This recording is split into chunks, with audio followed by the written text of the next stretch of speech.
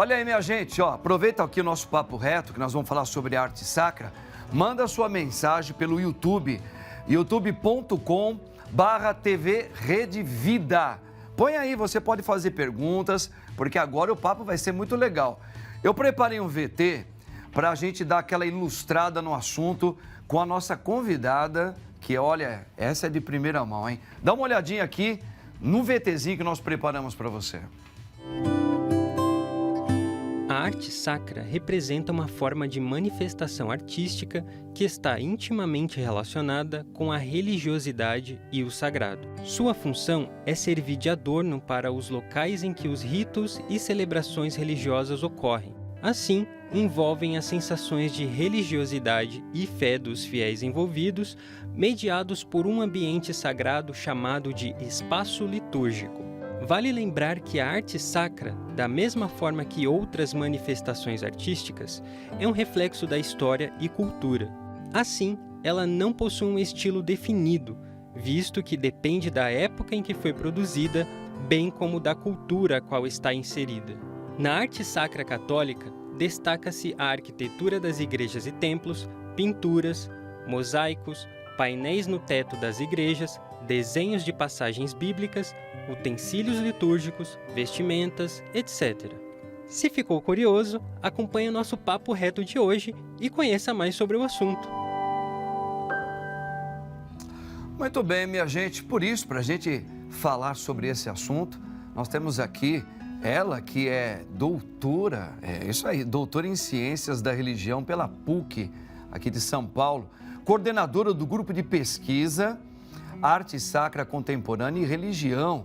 Olha só, gente, que bacana. Eu tenho o prazer aqui, pelo menos no meu programa, eu, Padre Marcos, ter aqui a nossa querida Vilma Tomaso. Vilma, boa tarde. Boa tarde, Padre Marcos. Boa tarde a todos que estão nos acompanhando. É realmente uma alegria estar aqui. Nossa. Agradeço muito o seu convite. Para nós é uma alegria ter você aqui, Vilma. A Vilma, ela é uma artista, né? Você vê até o jeitinho dela, já mostra que ela é uma obra de arte. É uma obra de arte de Deus, tá vendo, gente? Obrigada. Bonita, simpática, elegante. Vilma, olha aqui, ó, nós estamos aqui falando muito desse tempo da Páscoa. Acho que é até legal a gente falar, aproveitar esse período, que é o período mais importante da nossa fé cristã, né? E com a ressurreição de Cristo, isso remeteu, assim, a várias expressões para a gente poder tentar expressar esse acontecimento, esse evento da ressurreição de um homem que morreu e ressuscitou. Isso foi um susto no mundo inteiro e que levou e leva até hoje pessoas a querer deixar tudo, a sua vida, para seguir este homem que hoje é Quírios, é Deus, né? Um da nossa espécie, hoje faz parte da Trindade Santa. Nos deixou o Espírito dele aqui através dos sacramentos. Que coisa linda. Mas falarmos desse fenômeno que é Jesus, o Espírito Santo, ele, que é a segunda pessoa da Trindade, tudo isso expressar numa arte é uma das coisas, é um desafio ao mesmo tempo, né?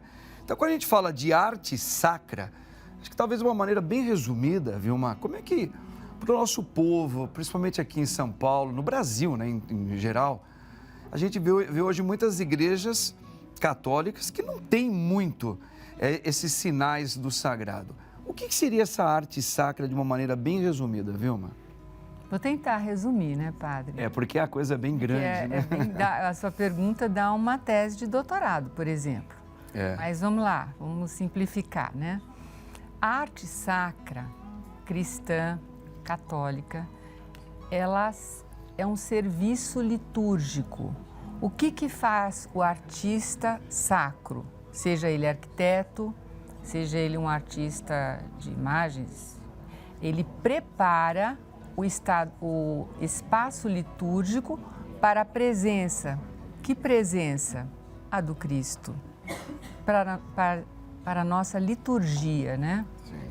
Então, a cada dia, ou a cada domingo que um cristão, um católico vá à missa, ele vai ao banquete do Senhor, né? E ele é convidado a participar desse banquete do Senhor. Então, é o Senhor que nos recebe.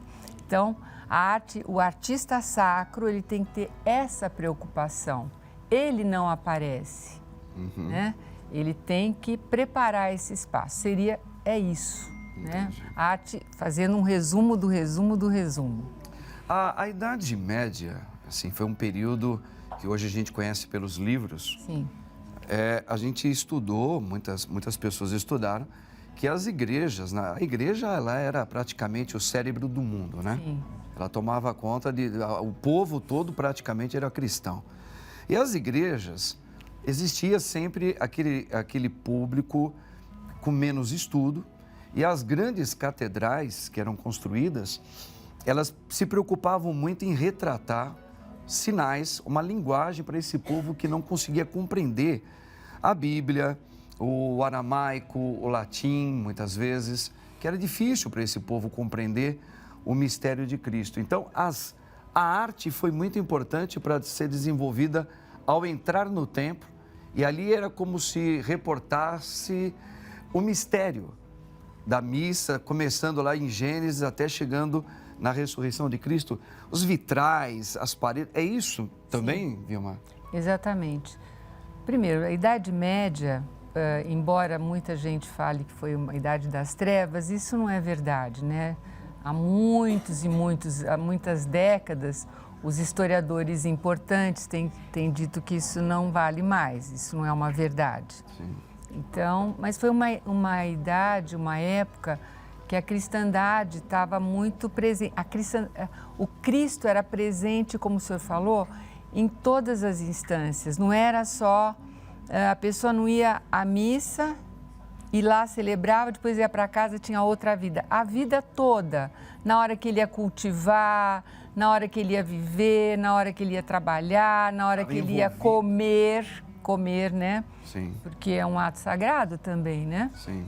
Ele tinha muito presente todos esses ensinamentos e sinais, os sacramentos estavam presentes na vida do cristão, né? Para todo mundo, não, mas para uma grande maioria. O que realmente nessa época, a gente fala, a Idade Média são muitos séculos, né? Mas falando de uma forma geral, para não ficar no particular, de uma forma geral, poucas pessoas eram alfabetizadas. Agora, o que significava ser alfabetizado? Saber ler e escrever latim. Então, eu gosto de dar um exemplo. Carlos Magno, ele não era considerado alfabetizado. Por quê? Ele falava mal o latim, escrevia mal. Tem alguns escritos dele, mas...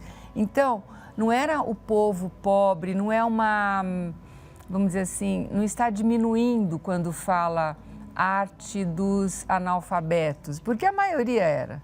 Geralmente nos mosteiros é que tinham os grandes abades, que eram mais cultos, os mosteiros, havia aquelas bibliotecas onde eles tinham os copistas, né? Faziam aqueles livros maravilhosos em pergaminhos. Então, qual era a preocupação? Fazer as paredes da igreja, elas mostravam o que era ali celebrado. Então, esse mistério era revelado ali. Mas, Vilma, todo mistério não foi revelado quando Cristo foi crucificado? Diz que o véu do templo se rasgou? Sim. Mas para nós termos acesso a esse mistério, nós precisamos ir abrindo, como diziam os pais da igreja, os nossos olhos espirituais. Sim. Então, pelos nossos olhos espirituais, o mistério é revelado. Por isso que a verdadeira arte sacra, ela é simbólica. Perfeito. Ela não é uma arte naturalista. Nós, cristãos, fomos perdendo essa identidade quando aconteceu uma época muito bonita, muito fecunda em artistas, que foi o Renascimento. Mas aí não se tornou mais vamos dizer assim, um serviço. Era o artista que aparecia. Essa arte é de Rafaelo, essa arte é de Michelangelo, essa arte é do Leonardo da Vinci. O nome deles ficaram... Exato. Então, ela foi deixando de ser um serviço litúrgico, embora todos esses que eu citei fossem cristãos, mas ela passou a ser uma arte dos artistas. Foi aí que nasce a história da arte. Porque a história da arte, já dizem alguns grandes historiadores de arte, é a história do artista também. Sim. Né? E a história do primeiro milênio da Igreja, que é o que o Vaticano II está rememorando agora, não como nostalgia, mas buscando nas fontes o que é verdadeiro, é exatamente essa arte do primeiro milênio. Perfeito, que lindo. Muito legal. Olha, gente, tá vendo que bacana? Aqui a doutora já está colocando para nós, doutora Vilma, um pouquinho dessa história, né, dessa riqueza da arte sacra, como que ela surge, não é? Tem todo um contexto histórico envolvendo e é muito legal. Daqui a pouquinho eu vou fazer uma outra pergunta, Vilma, eu vou chamar de Vilma, assim. Lógico. Né? Vilma, aqui no Brasil, mais exatamente aqui em São Paulo, onde nós estamos situados, se você poderia nos dizer que se nós temos algumas referências de igrejas, de templos católicos, que remete a essas artes sacras, que nós poderíamos falar, olha, vale a pena o povo ir até lá, porque está representando bem o mistério, esse mistério representado na arte, que nós temos que um dia atingir na vida também. Vilma, chegou uma pergunta? Vamos ver aqui, ó. Vamos lá, sua bênção, Padre Marcos. Padre, gostaria de saber qual a diferença, olha aí, isso aí nós estávamos conversando. Qual a diferença entre arte sacra, Vilma, e arte religiosa? Bom, boa pergunta. Quem fez foi a Deise. Foi a Deise Rezende. Obrigada pela pergunta, Deise. Vou vender meu peixe aqui. Vamos lá. Eu escrevi um livro sobre a história da arte sacra, né? E começa já assim, explicando a diferença. A grande diferença é que a arte religiosa é qualquer arte que tenha um tema religioso. Então, na minha casa, eu tenho um São Francisco, é uma arte religiosa.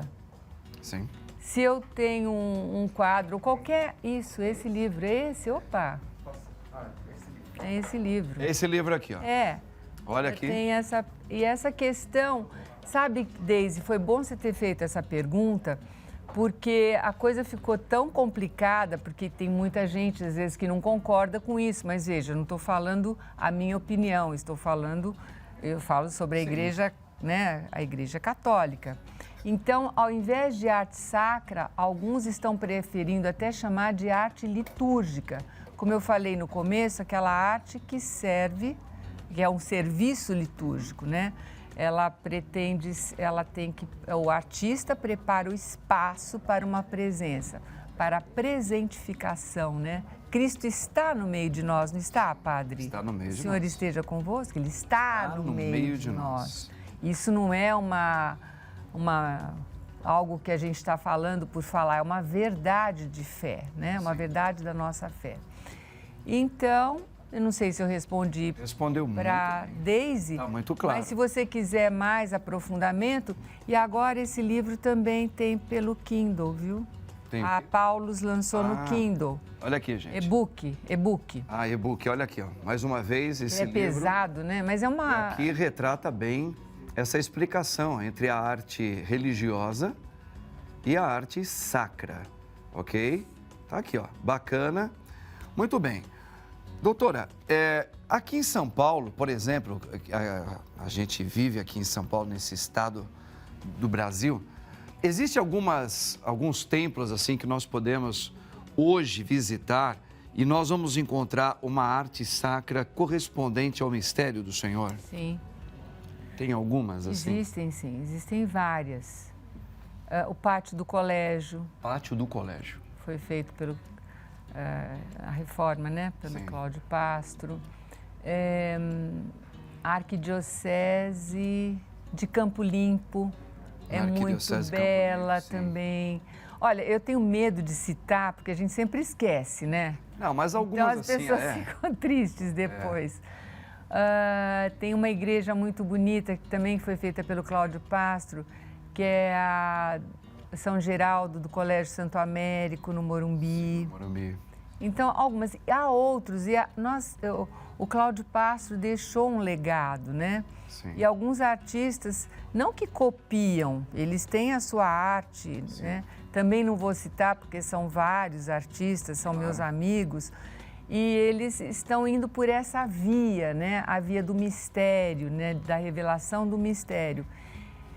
Agora, eu posso dar um exemplo que serve para todo o Brasil, que eu acho que o seu programa vai para o Brasil inteiro, não vai? Para o Brasil inteiro. Então, o nosso Santuário Nacional de Aparecida. De Aparecida. Internamente, temos a arte belíssima do Cláudio Pastro. Sim. Eu acho que muita gente conhece, né? Tá lindo, tá lindo. E agora estão sendo revestidas as fachadas. As fachadas por fora. Por um maior artista sacro vivo. Infelizmente, nosso querido Cláudio Pastro fez a sua Páscoa em setembro de 2016. Sim. E nós temos no mundo agora o Marco Ivan Rupnik, que é um padre jesuíta que trabalha em comunhão com vários artistas. Que bacana. Então, é isso que eu posso falar. Eu dei esse exemplo do nosso santuário, porque o Brasil todo, de alguma forma, conhece. E ali no Santuário da Mãe, essa arte, na parte externa, na fachada, vai corresponder ali um pouco a parte bíblica que fala desse êxodo, daquilo que é a passagem nossa até chegar em Cristo Jesus. Primeira grande passagem. A primeira grande passagem. A primeira. E houve a definitiva depois, que é a paixão, morte e ressurreição do nosso Senhor Jesus Cristo. Os redentoristas, muito sabiamente, resolveram revestir as fachadas de Aparecida, da Basílica. Sim. E não só como estética, não é estética, é uma evangelização. E o projeto é uma jornada bíblica. Eles vão apresentar, a arte vai apresentar a Bíblia. Isso é uma lateral. Aqui, ó. A arte vai apresentar a Bíblia. Primeira, fachada norte, essa que já está pronta, foi inaugurada dia 19 de março. Dia 19 de março, e apresentada para o público, né? E vieram vários artistas do mundo inteiro que trabalham com o Padre Rupnik. Artistas, sabe que nós temos um centro de arte formado pelo Padre Rupnik aqui no Brasil, em Castanhal. Em Castanhal? Em Castanhal. O bispo de Castanhal, o arcebispo da cidade de Castanhal, Vilma, onde é Castanhal? Castanhal é no Pará, pertinho de Belém. Lá, aqui pertinho, né? O Dom Carlos Verzeletti, ele convidou o Padre Rupnik para fazer a catedral. Sim. E ele veio e fez. A primeira fase ficou pronta em 2014 e depois foi terminada em 2017. Mas ainda são sempre fazendo. Mas em 2019 foi inaugurado um centro chamado Amacom, que é porque um artista de Castanhal, indicado pelo Dom Carlos Verzeletti, foi para Roma, ficou 3 anos e meio com o Padre Rupnik no Centro Alete, convivendo e trabalhando com eles, aprendendo, né? Porque é uma arte espiritual. O artista tem que entender, ele tem que saber teologia, ele tem que... E outra coisa, ele tem que viver isso. Essa experiência. Porque não é você saber falar, porque falar é fácil, padre. Sim. Falar é muito fácil. Posso vir aqui dar muitas receitas, como ser feliz, mas se eu quero ensinar alguma coisa... Eu tenho que experimentar. Eu tenho que experimentar e as pessoas têm que ver como eu vivo. Isso. Uma coisa interessante que o senhor tocou, mas eu até gostaria de retomar, Claro. não sei se o senhor me permite, Claro que sim. deixando um pouquinho de lado o nosso santuário, é que os primeiros cristãos, aqueles que fizeram uma revolução no mundo, né? Eles não entendiam muita coisa de teologia, não sabiam nada. Eles sabiam a história de Jesus. E eles queriam ser imitadores de Jesus, eles queriam ser como Jesus. Eles queriam ressuscitar. A ressurreição era a grande novidade. Morrer não acaba, porque qual é a angústia do ser humano? A morte. Morte. Como é que nós chamamos a nossa morte? A gente fala, eu acabei de falar, Cláudio Castro fez a Páscoa dele. O que é a Páscoa? A passagem. Então, os cristãos não conheciam teologia, não sabiam muito a Bíblia, não sabiam fazer pregação, mas eles viviam. E as pessoas perguntavam, quem é esse povo que vive dessa forma? Ah, eles são cristãos. Aí a pessoa era atraída, falou, mas eu quero ser igual a eles. Ah, então você tem que ser batizado. Batizado? O que é ser batizado? Batizado é você se revestir do Cristo, você deixar uma vida antiga e ter uma nova vida em Cristo. Quer dizer, isso tudo atraía. Eles não sabiam pregar, eles não sabiam, muitas vezes não sabiam ler, mas eles queriam viver a vida em Cristo. E é isso, né, Padre, que eu acho que a nova evangelização, quando o nosso querido Papa fala da igreja em saída, é essa. Vamos mostrar quem a gente é. É esse caminho, é esse caminho. Cristão, mostre o que você é.